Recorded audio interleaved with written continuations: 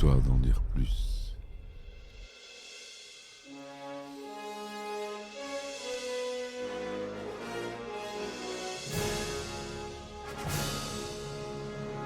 Eh ben attendez, on est en France. Allez, cul sec. Hop.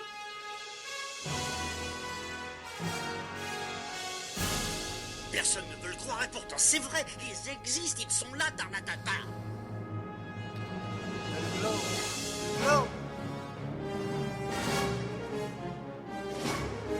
Il faut qu'on pète.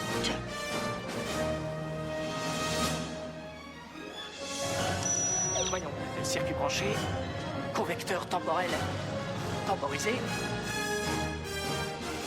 Bonjour, bienvenue sur Histoire d'en dire plus. Aujourd'hui, on parle d'un film de 1994 du réalisateur Yann de Bont avec nos chers Kenny Reeves. J'ai nommé Speed. Allez, c'est parti mon kiki. Alors Speed, ou Clanche au Québec, qui doit se traduire à mon avis par Enfonce le champignon, est un film d'action américain réalisé par Yann de Bont, sorti en 1994. Il a rapidement été propulsé au rang de blockbuster. Une suite, Speed 2, Cap sur le danger, est sortie en 1997. La suite, je peux vous dire qu'elle est loin d'être mémorable et aussi bonne que le premier film. Gros gap entre les deux. Alors, au scénario, on a Graham Nios et Josh Whedon. Acteurs principaux, Kenny Reeves, le fameux Dennis Hopper, Sandra Bullock, Joe Merton et Jeff Daniels. La société de production, c'est Mark Gordon Productions. Il dure 116 minutes. Et le synopsis, c'est le suivant. Howard Payne, terroriste psychopathe, policier à la retraite, prend en otage un ascenseur dans un immeuble d'affaires à Los Angeles et réclame une rançon en menaçant de le faire sauter. Son projet, échouant à cause de 2 officiers du SWAT, Jack Traven et son partenaire Harry Temple, il décide alors de faire exploser le C4 qu'il avait placé sur son torse et de se faire passer pour mort. Pour se venger, Payne pose une bombe dans un bus qui risque d'exploser si la vitesse passe en dessous de 50 miles à l'heure, soit environ 80 km/h. Ou si quelqu'un essaie de descendre. Jack Traven réussit à monter dans le bus. Commence alors un véritable casse-tête pour l'officier du SWAT qui doit trouver par tous les moyens comment désamorcer la bombe accrochée à l'essieu du bus. Entre-temps, Jack connaît d'autres problèmes. Un individu armé se sent menacé lorsque Jack annonce aux passagers qu'il est policier. L'individu le menace avec son arme et blesse involontairement le chauffeur du bus. Le chauffeur blessé est remplacé par une passagère du bus, Annie Porter, jouée par Sandra Bullock. Harry Temple, le coéquipier de Jack, est mis au courant par le chef des SWAT que le terroriste est revenu. Jack réussit à contacter Harry, qui lui vient en aide par téléphone afin de désamorcer la bombe, mais la bombe est reliée à une montre et il est impossible de faire une dérivation du circuit, car la configuration de l'engin explosif ne le permet pas. Le chef du SWAT et Harry tentent de trouver des solutions pour aider Jack. Le chef du SWAT décide de faire descendre les passagers, mais le terroriste appelle Jack par téléphone et refuse que quelqu'un tente de descendre, sinon il fera exploser la bombe. Seul le chauffeur est autorisé à descendre après négociation avec le terroriste. Une vieille passagère aigrie essaie alors de profiter du pont avec les policiers et de descendre, et une petite bombe explose, la projetant sous les roues du véhicule où elle meurt, écrasée, le corps réduit en charpie. Cela étant un avertissement de la part du terroriste montrant qu'il ne plaisante pas. Après cette explosion, Jack est confronté à d'autres aléas sur l'autoroute où le bus se trouve. Un membre du SWAT annonce qu'une passerelle de 15 mètres est manquante. Jack met tout en œuvre avec ses coéquipiers à l'extérieur du bus pour passer cette passerelle. Passage réussi, Jack a l'idée d'amener le bus dans un aéroport afin de gagner du temps pour se défaire de ce piège. Jack demande l'autorisation au terroriste pour sortir du bus, qui accepte tout en lui disant qu'il le surveille. Avec l'aide de son chef, Jack parvient à se glisser seul sous le bus qui continue à rouler sur les pistes pour tenter de désamorcer la bombe. Sa tentative se soldant par un échec, Jack se retrouve à nouveau dans le bus. Pendant ce temps-là, Jack réussit à trouver le nom du terroriste et décide de se rendre chez lui avec une escouade du SWAT pour l'arrêter, mais tombe dans un piège qui lui coûte la vie en lui explosant à la figure, le pulvérisant. Jack est informé par le terroriste que son ami Harry est mort et le prend plutôt mal. Il découvre que le terroriste les surveille grâce à une caméra cachée derrière le rétroviseur intérieur. Il a alors l'idée de faire rediffuser plusieurs fois la même séquence vidéo pour tromper la surveillance du terroriste et d'évacuer les passagers en les transférant dans un autre bus. Une fois les passagers en sécurité, il ne reste plus que Jack et Annie à bord du bus à la dérive à cause de ses pneus éclatés. Il bloque la pédale d'accélérateur pour maintenir l'allure du bus avant de parvenir à en descendre par le plancher. Le bus est ensuite détruit par l'explosion de la bombe, emportant avec lui un avion.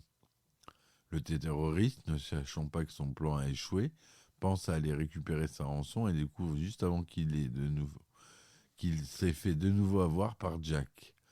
Par conséquent, il change ses plans et portant un uniforme de police, il va à la rencontre d'Annie qui attend près de l'ambulance qui les a amenés et elle et Jack après l'histoire du bus sur le lieu choisi par le terroriste pour le dépôt de la rançon.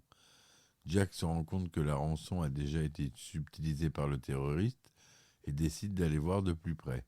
Il voit Annie avec une ceinture d'explosifs placée sur le terroriste.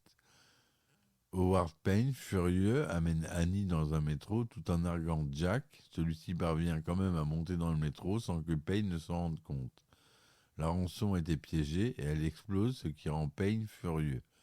Il découvre que Jack est sur le toit du métro. Payne engage un combat à main nue avec Jack et meurt finalement en heurtant la tête d'une borne lumineuse qui le décapite. Jack retourne auprès d'Annie mais ne parvient pas à la libérer des menottes. Jack décide de faire dérailler le métro et se retrouve projeté sur une route en plein Los Angeles. Ayant survécu à l'accident, Jack et Annie finissent par s'embrasser sous les yeux des touristes qui prennent des photos. Voilà un peu pour le résumé du film. Un budget assez confortable de 30 millions de dollars. À la photographie, on retrouve Andrzej Bartosniak, au montage John Wright, certifié ACE. Au costume Helen Mirjernirk. Ça a été tourné en couleur Deluxe 35 mm en 2/39e, son Dolby SR. Il est sorti aux États-Unis le 10 juin 1994 et en France le 24 août 1994. Aux États-Unis, il est rated R et tout public en France.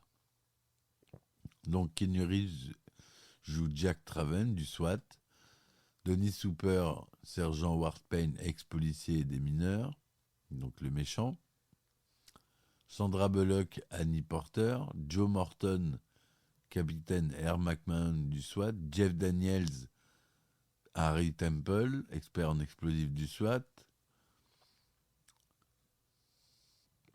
Voilà pour les plus connus.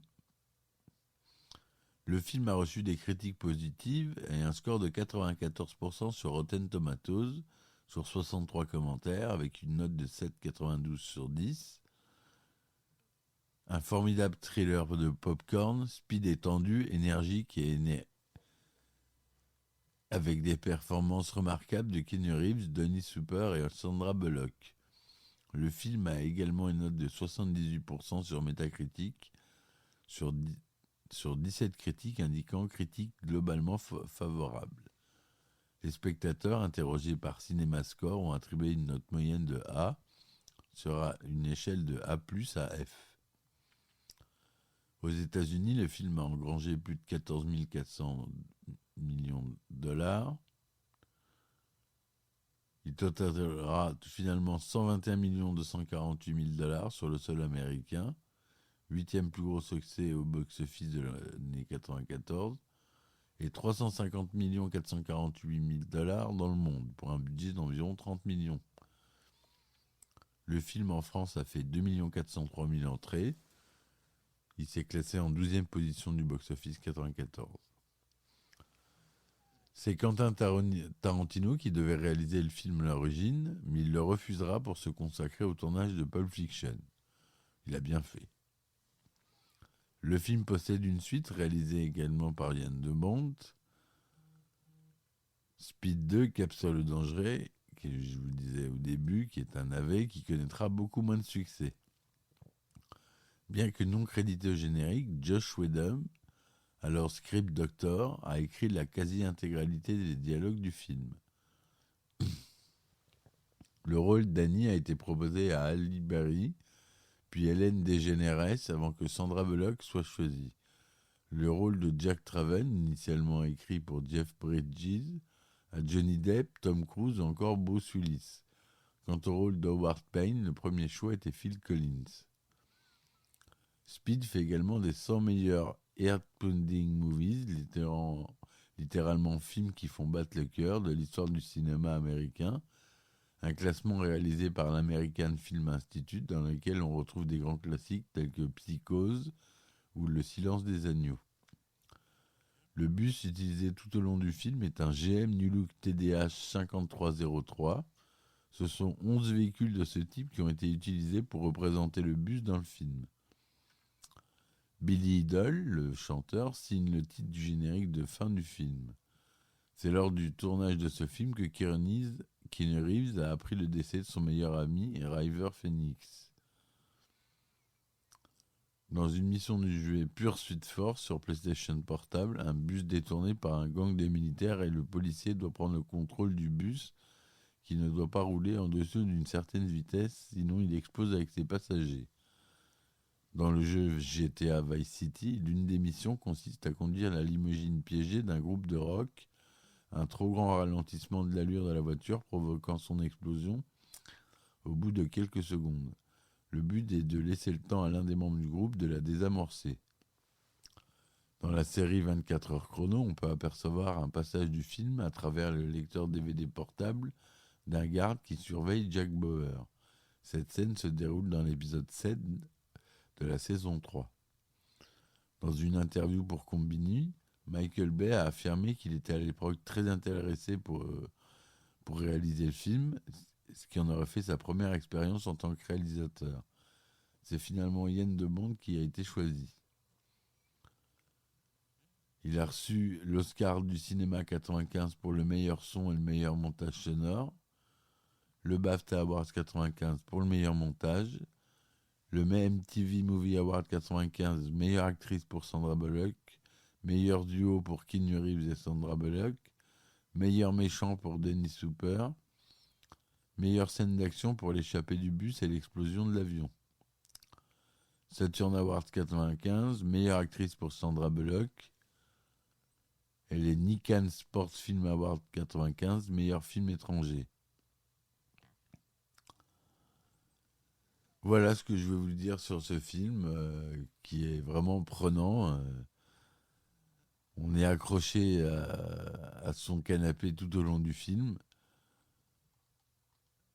On peut dire que c'est fait partie des films devenus cultes, même si c'est pas forcément reconnu par tout le monde, mais je pense que vous l'avez vu et vous devriez le revoir. Allez, je vous dis à bientôt. Supportez-moi, j'ai mis les liens dans les descriptions sur Ulule, Patreon ou Tipeee. Ça me permet de payer les serveurs du podcast et de vous proposer des contenus en bonus. Voilà. Donc je vous remercie de m'avoir écouté et à bientôt pour une nouvelle édition. Histoire d'en dire plus.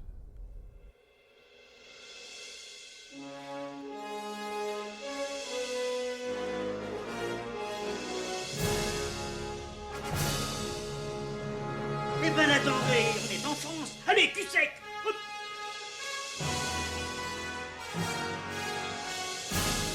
Personne ne veut le croire et pourtant c'est vrai, ils existent, ils sont là, Tarnatata.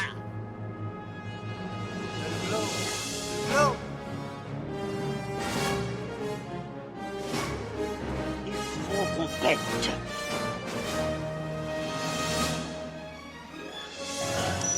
Voyons, circuit branché, convecteur temporel temporisé.